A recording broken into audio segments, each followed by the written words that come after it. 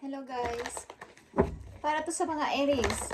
Okay guys, ngayon ay May 1, 2025.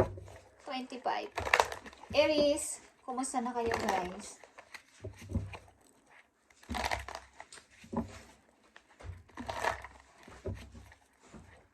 Tingnan natin ang inyong message today. May 1, 2025 sa mga Aries. Okay. Aries, kumusta na kayo guys? Sa mga Aries na nandito sa reading, ito ang inyong message today. Ito ang inyong mensahe.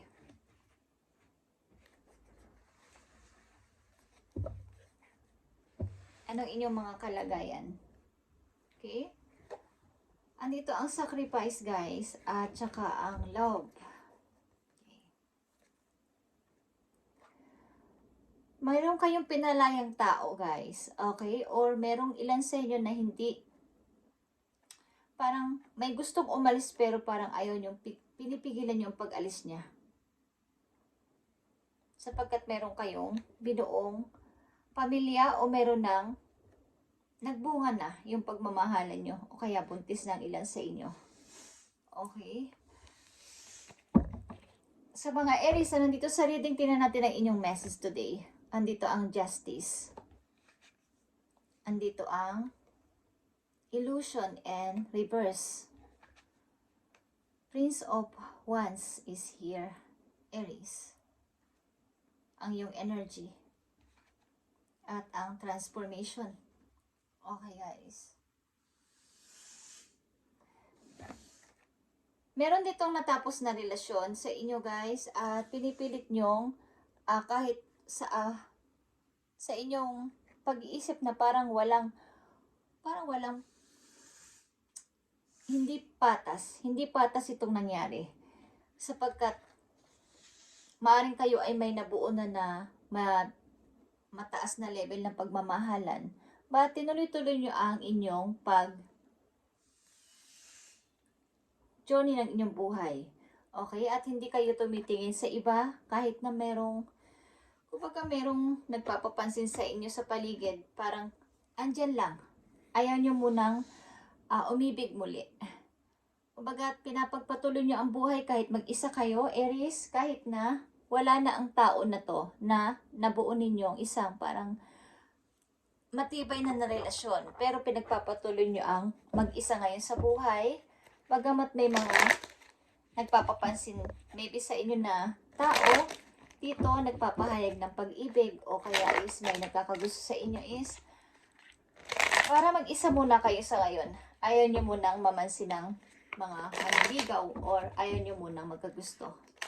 Okay. Ang illusion dito ay reverse. Ibig sabihin nito is sinasabi nyo sa inyong sarili na tama na tong pagpapantasi ko na parang andyan pa siya. Tama na to. Kailangan kong magsikap sa buhay at magpatuloy. Maging bago ako. Magkaroon ako ng pagbabago. Okay? Transformation. Tingnan natin ito guys. Kung ano mga nangyayari sa inyo. After nito, sa mga Aries, May 1, 2025, umpisa na naman ang buwan guys. Okay? Okay guys.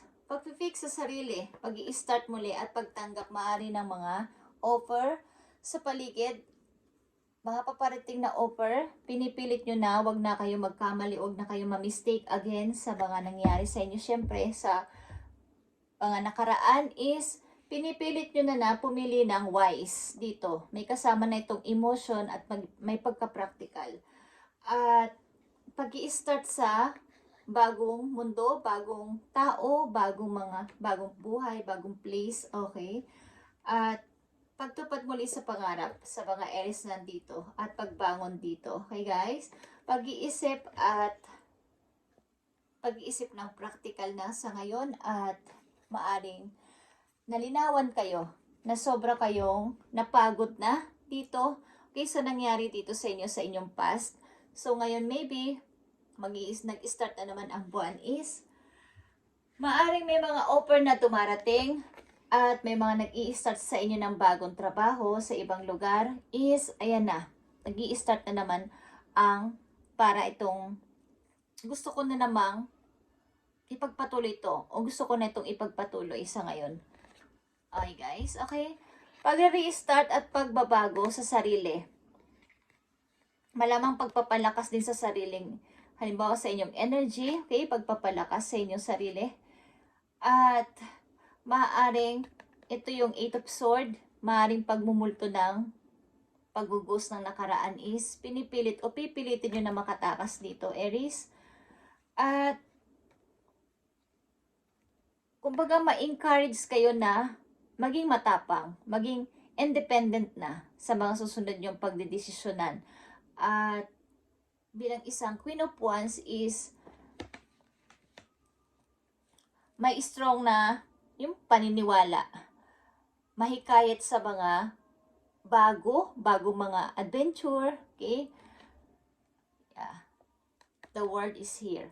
Okay, bagong ako, bagong Aries, bagong pasimula sa mga gagawin ko sa buhay, bagong mga experience, bagong mga adventure is gusto kong magawa sa ngayon. Okay, lalo na ngayon ay umpisa na naman ng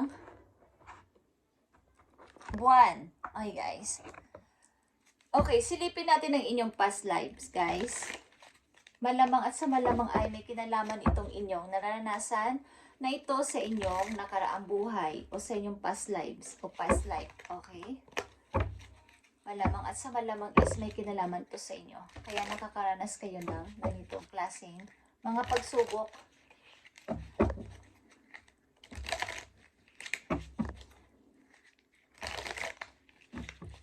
Sa mga Aries, message sa mga Aries galing sa inyong past lives. Okay, Aries.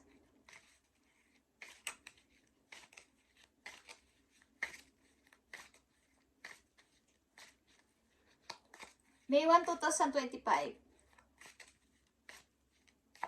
Malamang at sa malamang nakatuto kayo sa inyong financial sa ngayon at sa mga bagong adventure na gagawin sa buhay. Maybe kayo ay seryoso na o magsiseryoso na sa paghahanap ng bagong trabaho at bago ding pagkakaabalahan. Sa mga Aries na nandito sa reading, ibigay mo ang message galing sa kailang past life. Okay. Sa mga Aries na nandito is,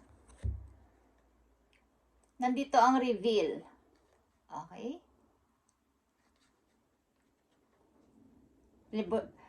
Revolutionary.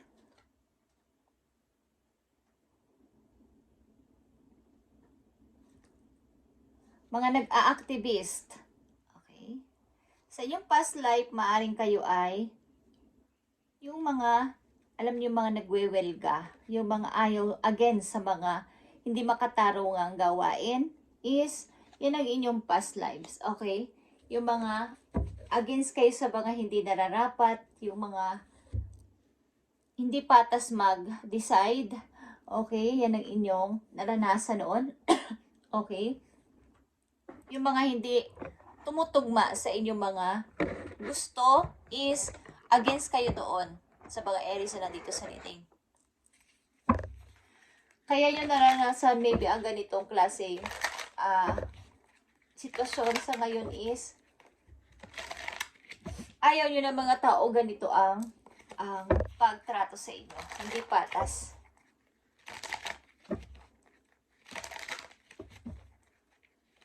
Gusto niyong bumangon muli galing dito sa pagkakalugmok na to, sa pag-iiwan sa inyo at pag-decide ng isang tao ng hindi patas para sa inyong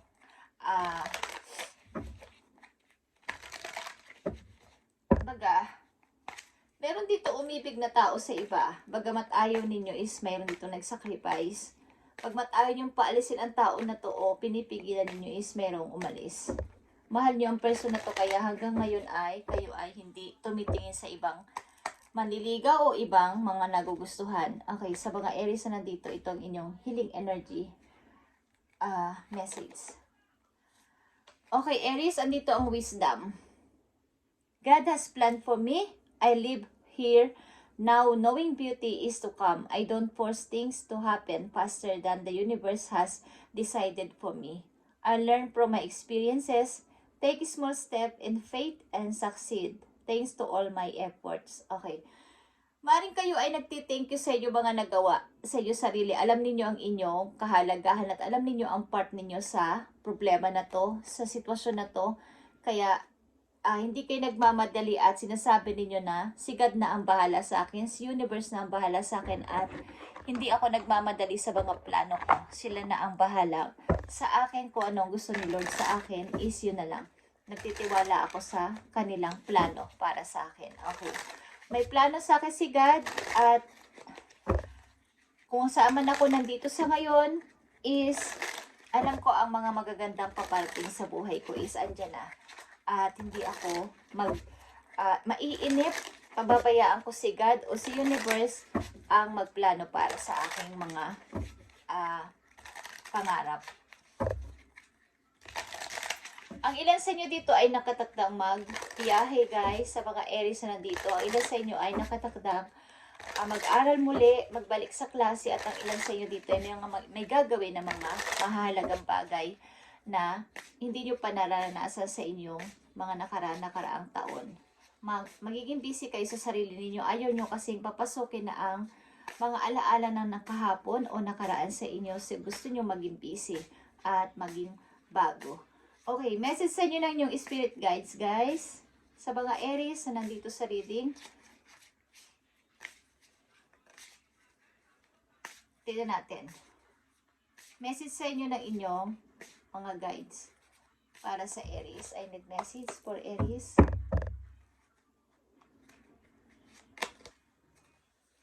Okay, Aries. Adjustment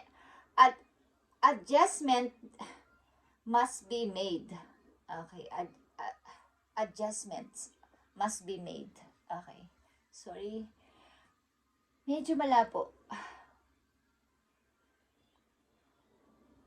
Kumbaga may mga pagyayaring hindi nyo inaasahan, but ito ay nakatakdang mangyari para sa inyo, Aries.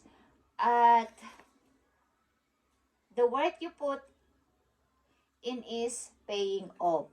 Kung ano yung ginawa mo, ito man ay alam nyo, hindi naman yung inaakala na paparting sa inyo isang bagay ay matatanggap nyo. Sapagkat yun ang magandang balik sa inyo ni God, balik sa inyo ni universe sa magandang mga ginawa nyo sa kapwa, sa inyong buhay, na hindi nakita maybe ng ibang tao o ng mga taong inyong pinahalagahan. Hindi kayo binigyan ng halaga sa kailang buhay. So, maaaring ibabalik ito ni God sa inyo. May plano si God sa inyo. So, huwag kayong mag-alala kung hindi patas ang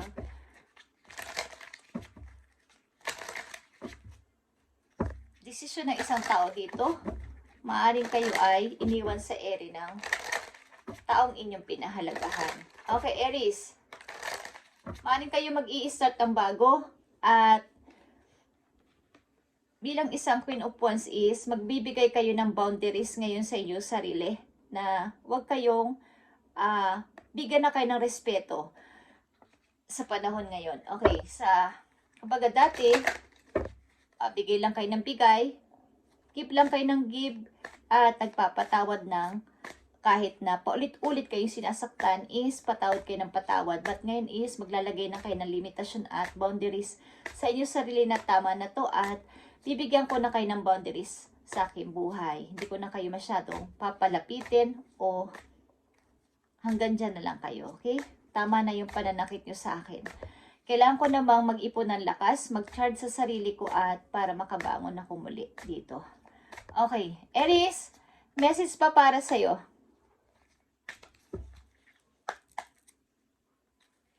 Message pa para sa'yo. Okay, nandito ang have courage to ask for and accept help. Katulad ng sinabi ko dito is, asking for help a sign of strength, as in accepting it as it is offered to you. Very often when you ask God for help, prayers are answered through other people. Be sure to accept this assistance as well as give it others as you are guided. Hindi nakakahiya o hindi kababaan ng pride ang paghingi ng help, lalo na kay God.